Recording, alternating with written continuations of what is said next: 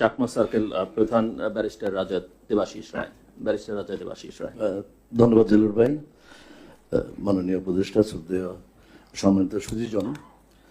তো আমি প্রথমে শুরু করতে চাইছি, মূলত আমি পার্বত্য চট্টগ্রাম প্রেক্ষিত এবং আদিবাসীদের প্রেক্ষিত আনবো। তো আমি সংখ্যা নিয়ে একটা কথা বলছি, এই রুমে কিন্তু আমরা অধিকাংশই কিন্তু 60-এর বেশি, আমার 65 হয়ে গেছে, 30-এর কম মাত্র আমাদের আজকে আছেন দুজন বোধে। তাহলে কি আমরা এই রুমের সংখ্যা যারা, তাদেরই কথা বর্তাবে?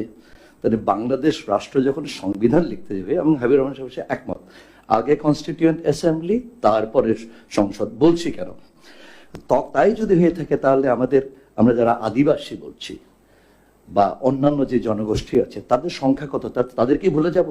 ভারতের তাহাজুরে ডক্টর আম্বেদকর আর জয়পাল সিংরা না আনতো নেপালে, আমরা দেখি সবকিছু ভারত মিলবে না, নেপাল মিলবে না, কিন্তু অনেক কিছু আমি আনতে চাচ্ছি। সুতরাং সংখ্যা যাই হবার হোক, মৌলিকতার সারা দেশের 70-এর অধিক অনেকেই আছেন। আপনাদের জনসংখ্যা কত হবে রাষ্ট্রের মধ্যে? আগে ভুলে যাব? প্রতিবন্ধীদের ভুলে যাব? কাজে সংখ্যা নিয়ে বিষয়টা হয় না, এটা মৌলিক কিছু অধিকার থাকে, যেটা আমরা বলছি রাষ্ট্রীয় মূলনীতি বা রাষ্ট্রীয় পরিচালনার মূলনীতি, ফান্ডামেন্টাল প্রিন্সিপালস। আমি ওই বিতর্কে যেতে চাচ্ছি না, সেটা পুনর্লিখন নাকি সংস্কার। কথাটা হলো যে সংবিধান হচ্ছে একটি রাষ্ট্রের আর্কিটেকচারাল প্ল্যান। একটা বাড়ির আর্কিটেকচারাল প্ল্যানে যদি ফাউন্ডেশন না দেন, আপনি তেতলা করতে পারবেন না। বারান্দা কি উত্তরে দেবেন না দক্ষিণে দেবেন? এবং আদিবাসী এবং সংখ্যালঘু, আপনি কয়টা বেডরুম পাবেন? এবং কি আপনি ডাইনিং রুমে যাওয়ার চেয়ার পাবেন? ড্রয়িং রুমে বসার আপনার অধিকার আছে? 72 সনে মানবেন্দ্র নারায়ণ লার্মা কনস্টিটিউয়েন্ট অ্যাসেম্বলির সদস্য ছিলেন, উনি ওয়াক আউট করেছেন, যেহেতু পার্বত্য প্রেক্ষিত আদিবাসী প্রেক্ষিত সম্পৃক্ত হয় না সংবিধানে। এই সম্পৃক্ত হয় নাই বলেই তো অস্ত্র নিয়ে গেলেন। তাহলে আইরিন খানের সাথে আমাদের একজন ইন্টারন্যাশনাল জুরিস্ট কথা বললাম, আদিবাসী স্বীকৃতি দিলে সম্পৃক্ত হবে সংবিধানে সোনার অক্ষরে, সে বিচ্ছিন্নতাবাদে যাবে না। সম্পৃক্ত হয় নাই বোধে 72-এ মানবেন্দ্র লার্মার নেতৃত্বে একটা সশস্ত্র সংগ্রাম হয়। কাজে আমি মনে করি যে তাদেরকে সম্পৃক্ত করলে কি তারা কি বঙ্গভবন দখল করে ফেলবে, না বার্মায় নিয়ে যাবে, না ভারতে নিয়ে যাবে? তো এই জিনিসগুলো ভবিষ্যতের সংবিধানে কি হওয়া উচিত, বিগত সংবিধানে কি ছিল স্বাধীনতার আগে, এবং পার্শ্ববর্তী ভারত, নেপাল, মালয়েশিয়া, পাকিস্তানে কি আছে আমরা দেখতে পারি। যেমন নেপালের কথাটা আমি বলেই ফেলি, তারা প্রপোর্শনাল রিপ্রেজেন্টেশন করেছে, সাউথ এশিয়াতে আমরা কেউই করে নেই। সুতরাং নারী, সংখ্যালঘু, দলিত ইত্যাদি, আমাদের দলিত আছে কেন সেটা অন্য কথা, চা বাগান জনগোষ্ঠী, সমতলের আদিবাসীদের কিচ্ছু নেই দেশে, পার্বত্য চট্টগ্রাম কি চলে আমাদের আছে। তো এইগুলো যদি আমরা সম্পৃক্ত করতে পারি তাহলে এটা গণতান্ত্রিক রাষ্ট্র হবে। তা আপনারা যদি এসডিজি করেন, একজনকে পিছিয়ে ফেলে রাখলে এসডিজি হলো না, তাহলে আমাদের পাহাড়ি বা চা জনগোষ্ঠীকে ফেলে রাখলে তাহলে বাংলাদেশটা যাবে কোথায়? তো এইগুলোর কারণে আমরা মনে করি যে এই প্রেক্ষিতগুলো আনা উচিত। আবার আজকে কিছু কথা বলছি, কিন্তু যে দাবি দেওয়ার কথা, এটা দেবাশিস রায় আমার ব্যক্তিগতের না। আপনারা চাইবেন দলিল দেখাবো, কোন পার্টি, কোন নাগরিক সমাজের মানুষ, কোন প্রধানমন্ত্রী বা প্রেসিডেন্টকে কি কি স্মারকলিপি দিয়েছিল, আমি একটা একটা করে সব বলবো। তো তাদের দাবির মধ্যে যেগুলো সবসময় আসছে, এটা হচ্ছে যে রিজার্ভ সিট। ইন্ডিয়াতে শিডিউল কাস্ট, শিডিউল ট্রাইবের জন্য 1/3 মতো রিজার্ভ সিট আছে। পার্বত্য চট্টগ্রামের এখন 3টা সিট, হয়তো 4টা হবে। সমতলের আদিবাসী আর আগামী 20 বছরে রিজার্ভ সিট না করলে একটা এমপি পাবে কিনা আমি বিশ্বাস করি না। তো এগুলো আসলে তো কথাটা সংসদেই বলছে, তো বন্দুক নিয়ে তো বলছে না। তো এটা করা উচিত। এবং আমরা আরেকটা জিনিস নেপাল থেকে নিতে পারি, যেটা আমাদের সংবিধানে, আমাদের বোধহয় ইংরেজিতে, সরি বাংলা নাম জানি না, মনিস্টিক অ্যান্ড ডুয়েলিস্টিক বলে।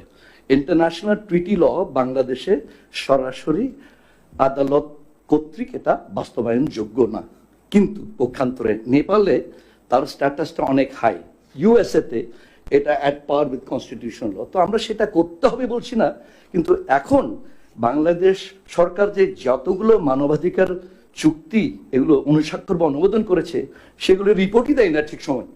তাহলে এগুলো চুক্তিগুলো রাটিফাই করে কি লাভ? তাহলে রাষ্ট্রীয় এই পদ্ধতির মধ্যেও তো কিছু থাকতে হবে, যে কিভাবে এগুলোকে মনিটর করা যায়, অনুবীক্ষণ পরিবেক্ষণ ইত্যাদি করা যায়, এটার একটা জিনিস থাকতে হবে। তো আমি একটু করে অতীতে যাচ্ছি। 72-এর আগে 1962 কনস্টিটিউশনে ফজলুল কাদের চৌধুরী মহোদয় যখন পাকিস্তানের স্পিকার ছিলেন এবং অ্যাক্টিং প্রেসিডেন্ট, তখন পার্বত্য চট্টগ্রাম নাম ট্রাইবেল এরিয়া থেকে কেটে দিলেন। তৎকালীন ইস্ট পাকিস্তানের একটা ট্রাইবেল এরিয়া ছিল, এটা বিশেষ একটা লেজিসলেটিভ সেফগার্ড ছিল যে এইভাবে আইন হবে, সকল দেশের আইন প্রযোজ্য হবে না, কারণ সেখানকার মানুষের আর্থসামাজিক ভাবে, সাংস্কৃতিক এবং অনেক কিছু বিষয় আছে। কোটার বিষয়ে একটু করে আসি, কেন এই কোটাটার প্রয়োজন? আপনি পার্বত্য চড়াই কনে যান, 8 বছর আগে শুদ্ধ বাংলায় বলতে পারে, সে বাংলাটা শুনলে আপনারা হয়তো হাসতেও পারবেন, হাসা উচিত না, আমি ঠিক মতো করে বাংলা হয়তো উচ্চারণ করতে পারেন। তাহলে আমি ঢাকার ছেলেদের গুলশান বর্ণের কম্পিটিশন দিয়ে আমি এখন তাহলে সিভিল সার্ভিসে যাব?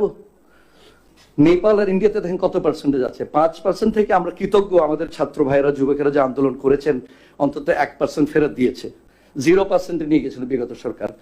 5%-এর আমার গবেষণা আছে, 5%-এর 10 ভাগের 1 ভাগ তখন দেওয়া হতো না নামে, কিন্তু সেফগার্ড গুলো নেপালে আর ইন্ডিয়াতে আছে, এগুলো দেখতে পারি। আমি শেষের দিকে যাচ্ছি। এখন আমরা যদি এই বিভিন্ন দেশের সংবিধান থেকে নিতে পারি এবং যেগুলোকে আমরা বলছি মৌলিক অধিকার, আবার সামনের পোর্শন পার্ট 2 দ্বিতীয় খণ্ডে যে এগুলো রাষ্ট্রীয় মূলনীতি, কিন্তু আদালতে এটা কার্যকর যোগ্য না ফান্ডামেন্টাল রাইটসের অধীনে। তারপর আরো কিছু আছে সেফগার্ড, তারা চাচ্ছে যে সংরক্ষিত আসন সংসদে এবং স্থানীয় সরকারে, সমতলতা কি ইউনিয়ন পরিষদের চেয়ারম্যানও আছে, কেউ গারো, সান্তাল, হাজং, পার্বত্য চরণে কিছুটা আছে, এটা একটা ব্যালেন্স করা। আর পার্বত্য চরণে বাঙালিও আছে, ব্রিটিশ আমলেরও বাঙালি আছে যারা পাহাড়িদেরকে হাল চাষ শিখিয়েছে, তাদের কোনো সম্পৃক্ততা নাই। তো সবকিছু মানবাধিকার, মৌলিক অধিকার দৃষ্টিকোণ থেকে আমরা মনে করি যে এটা করা যায় এবং আদিবাসী ও পার্বত্য চরের মানুষ সম্পৃক্ত হতে চায়। এই আন্দোলনে যারা জীবন দিয়েছে তাদের প্রতি আমরা শ্রদ্ধা জানাই। আমরা চাই যে যেটা নতুন বাংলাদেশ হবে সেটা যাতে সকল জাতি গোষ্ঠী, ভাষারও কিন্তু স্বীকৃতি আমাদের নেই, ধর্মের, ভাষাগত, কৃষ্টিগত, এগুলো যদি আনা হয় আমার মনে হয় যে সেটা সারা দেশের জন্য। আর পার্বত্য চট্টগ্রাম হচ্ছে বার্মা আর ইন্ডিয়ার বর্ডার, তো সেখানে গণতন্ত্র আসলেই কিন্তু আরো সেই বর্ডার শক্ত হবে, বিচ্ছিন্ন হবে না, বরং সম্পৃক্ত। সুতরাং আমরা সম্পৃক্তবাদী, আমরা বিচ্ছিন্নতাবাদী নয়। ধন্যবাদ। ধন্যবাদ রাজা বাবু। ব্যারিস্টার সারা হোসেন, বাংলাদেশ সুপ্রিম কোর্টের আইনজীবী। আর বলতে হলে 30 সেকেন্ডের মধ্যে যদি প্লিজ রাজা। ধন্যবাদ। আমার আগে যখন বলছিলাম যে সংবিধানের বিভিন্ন দিক আছে, একটি দিক আমি বলি নাই যে সংবিধানে কিছু কিছু জিনিস সেফগার্ড, আদিবাসীর হোক, কৃষকের হোক, এটাকে সেফগার্ড, পার্বত্য চট্টগ্রাম চুক্তি, চিটাগং হিল ট্রাস্ট রেগুলেশন, প্রথাগত আইন, এগুলোর একটা অংশ সংবিধানে থাকা হচ্ছে, যেটা চট করে পাল্টানো যাবে না। তারপরে 72-এর সংবিধান কিন্তু সবগুলো যে মন্দ সেটা না, এখানে যে ধর্ম নিরপেক্ষতা সেটা রাখা উচিতই, স্বাধীনতার কথা রাখা উচিতই, তবে জাতি নিরপেক্ষতা কিন্তু যথাযথভাবে নাই। সুতরাং আমাদের 23 ক অনুচ্ছেদে তথাকথিত ক্ষুদ্র নৃগোষ্ঠী বলা হলো, কিন্তু 23-এ বলা হচ্ছে কেবল বাঙালির কথা, বাংলাদেশের কথা না। এই এই এই আমার কনফ্লিক্টগুলো আমরা দূর করা যায়। তারপরে আমাদের যে লিগ্যাল সিস্টেম আছে এটা আমরা ব্রিটেন থেকে নিয়েছি। এটা হচ্ছে যেমন সংক্ষুব্ধ ব্যক্তি ছাড়া আপনি মামলা করতে পারেন না, তো সারা হোসেনরা তো এনেছে পাবলিক ইন্টারেস্ট লিটিগেশন। বুড়িগঙ্গার কথা আমি কি রাঙামাটি থেকে বলতে পারবেন না, কর্ণফুলির কথা আপনি ঢাকা থেকে বলতে পারবেন না, রমনা।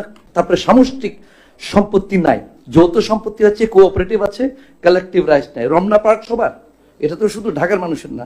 তো সামষ্টিক সম্পত্তিটা আনা উচিত। আইএলও কনভেনশন 107-এর কথা বলছি, 1960-এ পাকিস্তান আমলে, তারপর আবার 72 জুনে এটা রাটিফাই হয়েছে। এটা কোনো কার্যকর করা হয় নাই আদিবাসী, ইন্ডিজিনাস ট্রাইবাল পপুলেশনসের। আর সবচেয়ে শেষ, এটা পার্লামেন্টারি সভারেন্টির কথা আমি অধিমত পোষণ করি। নামে গবেষণা করেন যে পার্টি ছিল না কেন, ড্রাফট যেটা ক্যাবিনেট পাঠায়, আইনের ড্রাফটটা পার্লামেন্টে কয়টা এমপি ডিবেট করেছে, 2-1টা দাড়ি কমা পাল্টানো ছাড়া করেছে, ক্যাবিনেট যা বলেছে সেটাই 2-1টা বক্তৃতা দিয়ে তারা পাশ করেছে। So this party autocracy, this cabinet autocracy, সেটা কিন্তু আমাদের সেখান থেকে আমাদের। ধন্যবাদ। জাস্ট এক লাইন করে প্লিজ।